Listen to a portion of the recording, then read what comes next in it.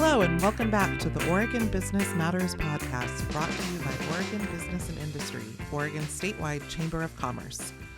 At Oregon Business Matters, we focus on insights, issues, and initiatives that impact Oregonians' shared prosperity and the state's economic health.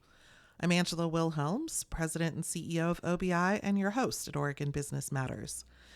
Today, I'll be talking about education with Sarah Pope, Executive Director of Stand for Children Oregon, which works to ensure that every student in Oregon has equitable access to a world-class public education, a goal I think we can all agree on. Sarah has worked in the public education arena for many years and in many capacities.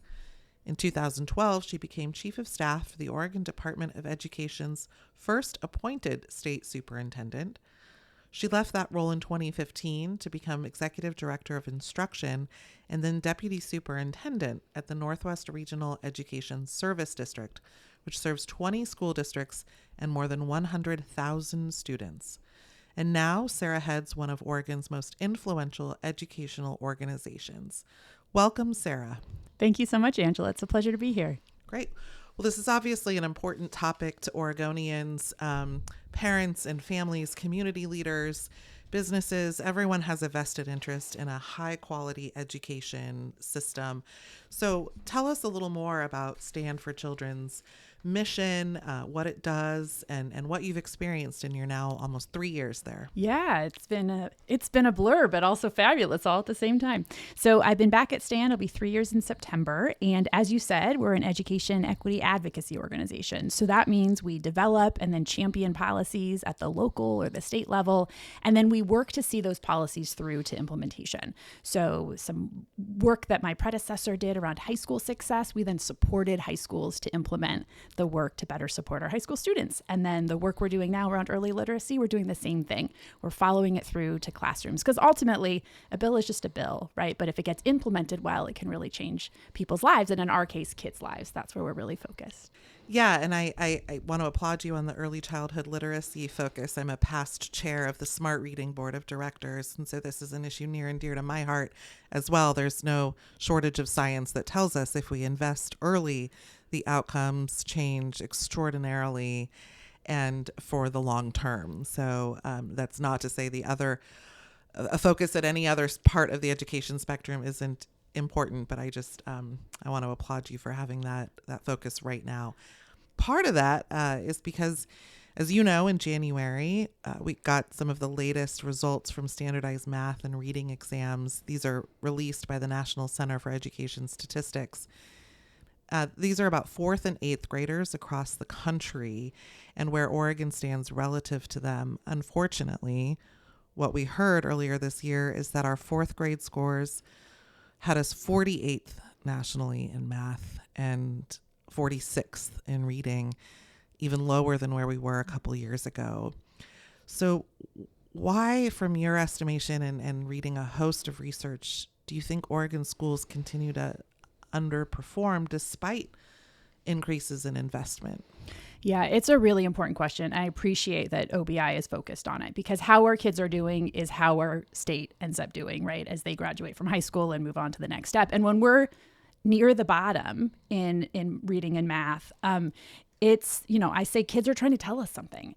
And before answering your question directly about why, because I do have some thoughts about why, I just think it's important we consider two things are true. We have very talented educators. We have children brimming with potential. And we're near the bottom in most measured outcomes for students. Two things are true. When it comes then to why, I do a lot of comparisons for what are other states doing and what can we learn from them. In Oregon, we used to be lower than the national average around funding. But as you pointed out, we've now actually exceeded the national average. So this decline has been happening as we've been investing more, and it's been declining before the pandemic. A lot of people are pointing, we had a pandemic backslide. Yes, that happened. That happened around the country. But our fall on student outcomes has been happening since about 2013. So when it comes to why, a couple different things. We have 197 school districts in Oregon. largely doing 197 different things. In the states that are seeing accelerated student outcomes, we tend to see more guidance at the state level around a couple high leverage strategies to focus on. Because when you set a direction that's aligned to the research, and then we let our very talented educators and kids implement that work, everybody improves. So we need to do more of that in Oregon. The second thing that I think really prohibits us from really reaching our full potential is we have incredibly high rates of chronic absenteeism. And we know that when kids are in school, it's hard to get caught up academically. And our high rates of chronic absenteeism have existed even before the pandemic. The other thing I'm really wondering about the impact on, and we probably are going to work to do a little bit deeper analysis on this, is our very short school year. It's hard, just like it is with chronic absenteeism, to get kids caught up and accelerated when they're not in school. It's also hard to do that when our peers around this country go to school for much, much longer than we do here in Oregon. So, I think it used to be people pointed to our funding levels. Over the last decade, you really can't point to that as the cause anymore because, like I said, and as you mentioned, we've caught up. I think it's the lack of focus on the high leverage strategies at the state level that then have an assurance all districts are offering those for kids, coupled with our really high rates of chronic absenteeism. And then probably third leg of that problem, right, is a really short school year. Yeah, that's interesting. And we'll come back to some of the ideas, especially those before the legislature this session. But you talked about how you do research and look at what other states are doing. And I know the Urban Institute, for example, takes standardized test scores and then tries to adjust for factors like demography or socioeconomic status, and then look at the rankings with those adjustments. And we still fall short of other states. So what are some of the best practices that you're seeing in states that even maybe have significant issues and have risen out of those and have seen improvement? And what can we learn and glean from them? Yeah. So you mentioned, I think, where we fell just sort of raw data on 4th and 8th grade reading and math. When the Urban Institute does their analysis, which compares Oregon to states with similar demographics, we actually become last in the country in both reading and in math in 4th grade. So it actually, we should be performing better just relative to the makeup of our state than we actually are. With that said, when we look at states that have made some of the biggest gains post-pandemic, there's a lot of states that people go, oh, no way could Louisiana have made up the loss post-pandemic. No way could Mississippi be at the top when it comes to teaching kids to read. No way. And actually, though, that is true. And so what we see in these places that have made really big rebounds post-pandemic is that statewide focus. They all took a bet on a couple of research-aligned things, and then their state supported their schools to implement it well. They made slightly different bets. So Mississippi made a big bet on literacy, and they started this work well in advance of Oregon about a decade ago. And, they're sort of on the map for a couple different things related to literacy, but what they're doing really well is they're coaching their teachers, and they've been doing that for a decade. What Louisiana is doing really well is they aggregated a bunch of their funding streams, and instead of saying pick and choose all the different things you could possibly do, or we're no longer going to ask you to do 100 different things.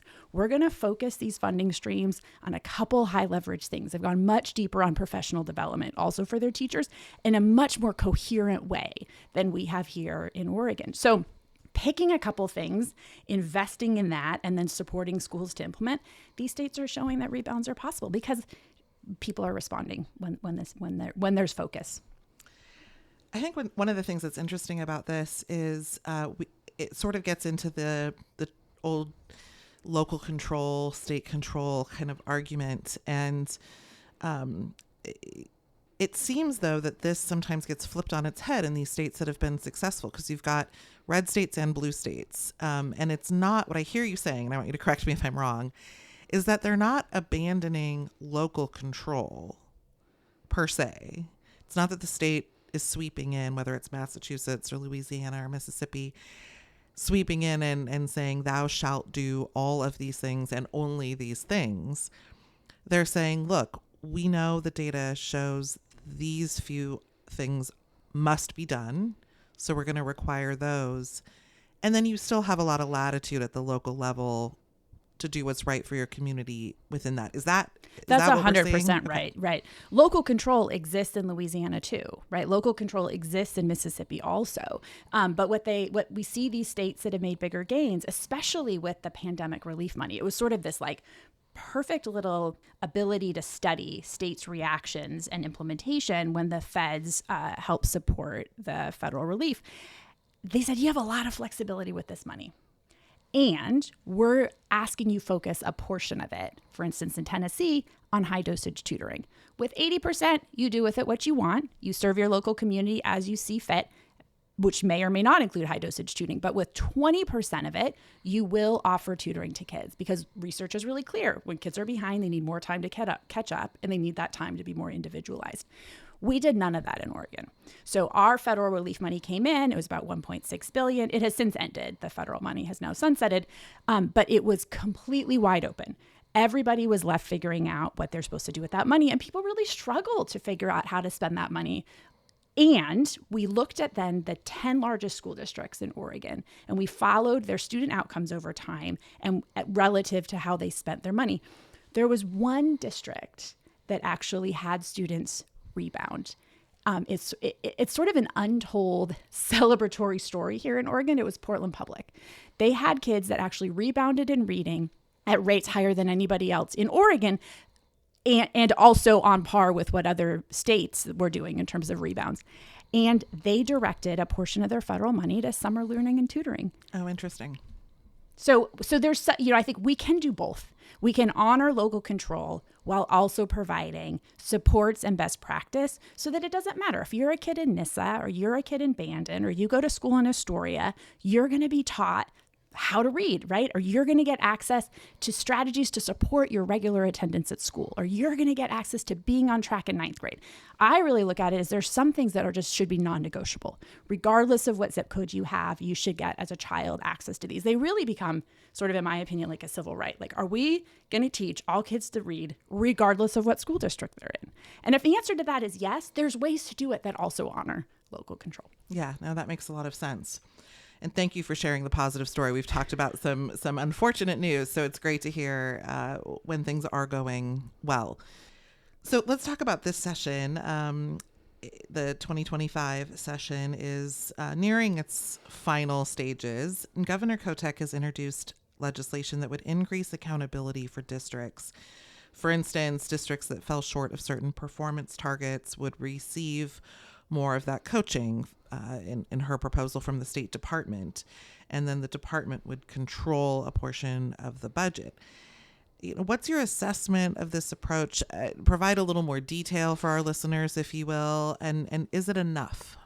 I think it's a really important first step in Oregon. So, and I'm really appreciative of Governor Kotek for taking this leadership on this first important step. I like to look at history, I like to look at research, and I like to look at what other states are doing. I feel like there's a lot we can learn from that. I'm a proud product also of Oregon's public school system. So when I was a kid in school, we did pass, I'm going to date myself now, but we passed Measure 5 and 50, and we really changed the way that we funded education. So Measure 5 and 50, the local community largely taxed themselves. Most of the funding came locally. There was a much tighter connection at that point. There was a lot wrong with that approach, but there was a much tighter connection between the community saying, yes, we think you're doing a good job, schools, and here's your resources, right, vis-a-vis your funding to do that job. Measure 5 and 50 passed, the state became the funder of education.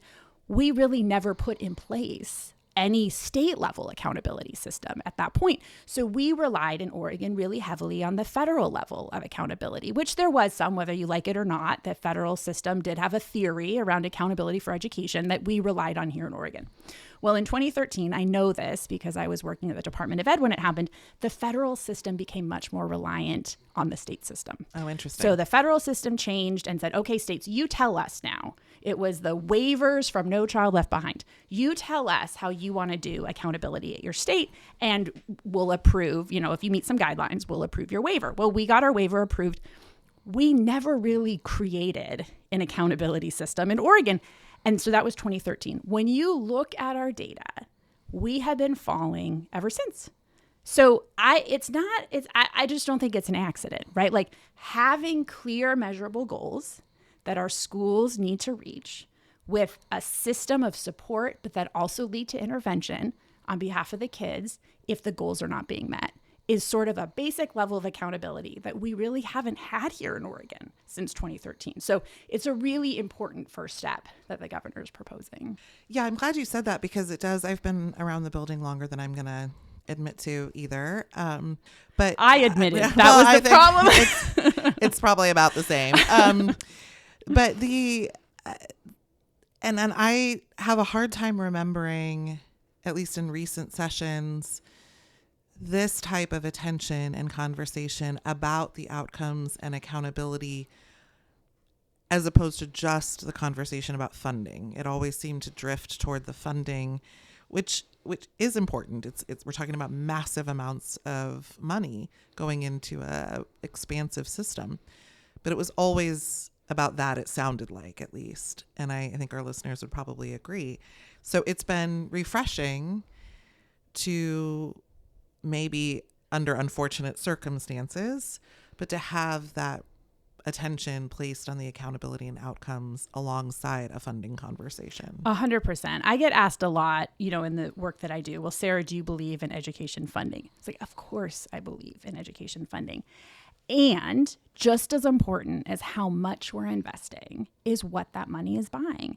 And the state has been relatively silent, as we talked about sort of since Measure 5 and 50, on any expected outcomes with that resource. And to see and hear leaders in our House and Senate all the way up to the governor's office saying, you know what, schools, like, we expect, again, regardless of what districts you're in, from Salem to Beaverton, where my kids go, that third graders will read, and we will not see huge equity gaps. We won't see equity gaps. That kids need to be on track in ninth grade. Yeah. That in eighth grade, they need to do math. That's our expectation. We will give you supports if we see that you're not reaching those goals, but then we will be more directive with the money that you have if you still don't reach them within about 3 years. And so it is a welcome, I think it's a welcome connection because the funding matters and how we spend the money matters a lot too. Yeah. And I would have to think that the districts would want that support to reach those goals. I mean, we all hope that at the end of the day, the shared goal is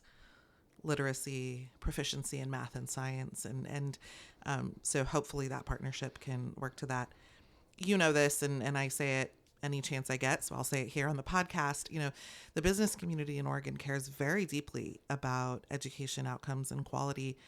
Not only are they, as I mentioned, parents and families with students in public education systems, but they're investing a tremendous amount of resource in the future of the state through business and personal income taxes, through the corporate activity tax, which is often left out of funding conversations because it's this other giant pot of money. And all of that gets diffused and spread out. And I think that's what we're trying to raise awareness around is exactly this, that how much matters, but what you're getting for it matters even more. And I'm so glad you mentioned the CAT tax, because I think for your listeners, especially your listeners that are paying the CAT tax here in Oregon, which created the Student Success Account in 2019, which creates about $1 billion additional dollars in funding. I really do believe, and I share this broadly, that we are not getting enough with that additional $1 billion invested. Now, unfortunately, we're turning to a time where for the first time in a decade, schools are going to be making cuts. We haven't been in a cut budget for about a decade. And so I'm extra worried that when we turn to this cut budget, but I think the premise still holds within the Student Success Act. We need to be more specific about what are the non-negotiables for kids. And I unfortunately am very familiar with the legislation. There's 13 really beautiful things you can do with those student investment account dollars, which is a subset of the big account. But the 13 aren't all created equal. There's some things within there that are much more powerful for children. And so as a state, I would really urge our lawmakers and your listeners who are funding the thing to encourage their lawmakers to be even more precise within the student investment account. We don't have time to waste. So we don't want schools guessing like, oh, should I be doing this literacy focused work or should I be lowering class size? The research is really clear. You got to teach kids to read. That matters more than what size class they're in. And as a parent of a first grader and a third grader, sometimes that's hard to hear because of course I want my kids in small class sizes.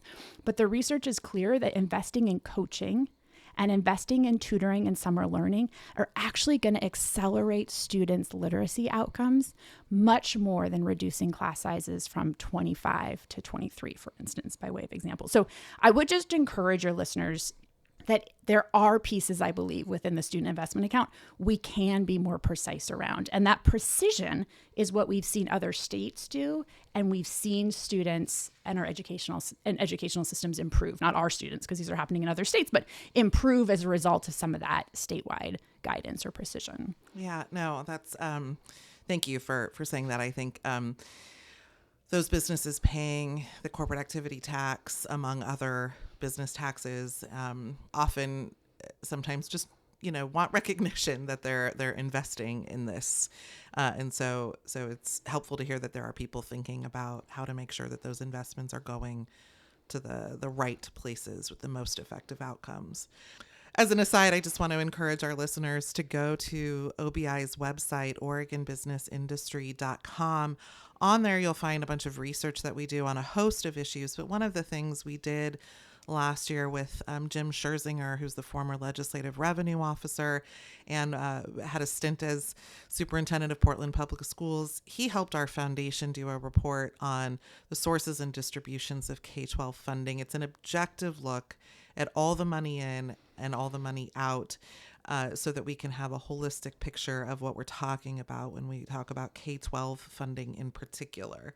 Sarah, we could probably talk all day about this topic, but I've said this multiple times on the podcast already. We could keep going forever, but we've promised a relatively short form version for our listeners, so we're going to have to bring it to a close. But as we end, just are there any parting thoughts? And will you please also direct people to where they can go to learn more about the work you guys are doing? Yeah, well, I'm really glad you mentioned some of the accountability work that's happening in the building. I'd say the other bright spots to help support in these last 2 months of session is a concept that we started 2 years ago called the Early Literacy Success Initiative. And so this is the legislature's dedicated at last long session, about $100 million specifically for kids around reading. And it's aligned to the research. It's the coaching for the teachers like Mississippi. It's the tutoring for the kids like Tennessee. It's the summer learning like Louisiana, right? It dedicates this money specifically to the highest leverage strategies to get kids caught up. Well, $100 million is a great first start. I mean, when you're pushing something through the building, you get $100 million. It was a lot to be happy about in 2023, but we have a lot of kids behind. And so it needs $300 million to reach the 25,000 kids and the couple thousand educators that are in those K-3 grade bands. And so we're pushing hard with the legislature to get that over the finish line. The governor's office is pushing hard with the legislature. Would love you folks listening to this podcast to push hard with the legislature, because that is also accountability, right? To say, here's the resource dedicated to the highest leverage strategies. I mean, businesses know this. You could buy lots of things, but are you going to buy the most highest leverage thing? Well, in the case of education, it's the stuff that I just listed. Let's buy that for all the kids around the state. Support our schools to implement it, and let's get out of the bottom. Our kids are talented. Our teachers are talented. There's no reason we should be last. We absolutely can get out of being last and far exceed that. So I'd say that. The second thing I'm excited about is some work around attendance. And I called it chronic absenteeism, right? Sort of the reverse of attendance. If you don't attend regularly, like I said, we just have way too many kids that aren't attending regularly. And this problem started before the pandemic. So there's best practices that we can learn from in other states. The most common one is communicating regularly to parents if your kid's absent. Now, I don't mean the robocalls. I get those too. That's not effective. But when the school looks at the data regularly and then communicates in a positive way to parents, and then depending on the age of the kid, right, to kids, but I'm talking kind of early elementary grade, so it largely goes to the parent. Hey, I noticed Eliana, that's my first grader, has been absent the first Monday of every month. She's on track to become chronically absent. We have got to get her back into school. Is there anything you need to help get her here so that she's here every Monday? That communication really helps bring kids and families back into school, and we could raise our attendance rates, not maybe close to double digits, like a 10 percentage point increase with a really specific intervention. And this falls in the category of things where it shouldn't be up to chance, right? Like if I'm in Willamina or I'm in PPS, my attendance as a family or a student should be really important. And that we should have the systems in place to ensure that that family gets that child shows up to every school day. So those are the two things working their way through the building. I'm optimistic about them and would encourage folks, they could check our website, stand.org, if they want to get more involved in them. Oh, that's wonderful. Thank you for raising both of those too. All right. Well, thank you, Sarah Pope of Stand for Children, for joining us today. And thank you, listeners, for tuning in. The Oregon Business Matters podcast is a production of Oregon Business and Industry, Oregon Statewide Chamber of Commerce. Our podcast can be found on all of the major platforms, including Spotify and Apple. For more information about OBI, visit OregonBusinessIndustry.com. Thank you so much.